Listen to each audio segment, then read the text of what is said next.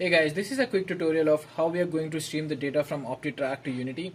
So as you can see here in the data streaming section, we have enabled the broadcast frame data and we are doing it on the local loopback.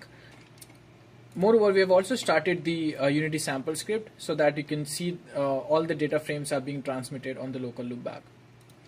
Now coming on the Unity side, we're going to control the bird of the Flappy Bird game using a rigid body.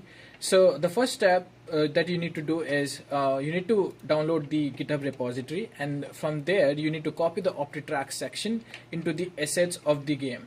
So here I have already copied the OptiTrack section here. Now in the OptiTrack section you have three scripts that we have written. One is OptiTrack rigid body, other is OptiTrack rigid body manager, and the third one is slipstream.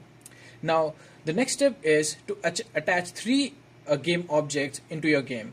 So whatever game object that you are going to control, you need to attach all these three game objects with that main game object. So as you can see, under the bird object we have OptiTrack rigid body manager, slipstream, and origin, and I have dragged these objects here to make this happen.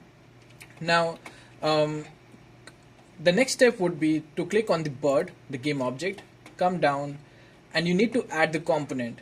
In the add component part, you'll come into the scripts and there will be an already existing script called OptiTrack rigid body. I've already done it here, so you can see OptiTrack rigid body script, and these are the arguments that you provide.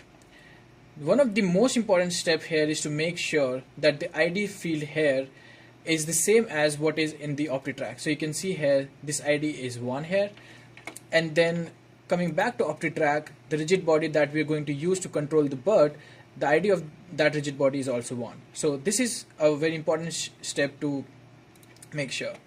And then just explaining a little bit of the script.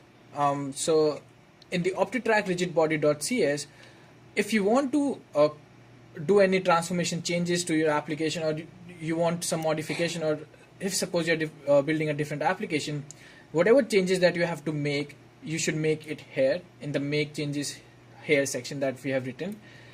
So it comes under the update function in this script, and just after this step you can go ahead and start controlling the Flappy Bird using a rigid body.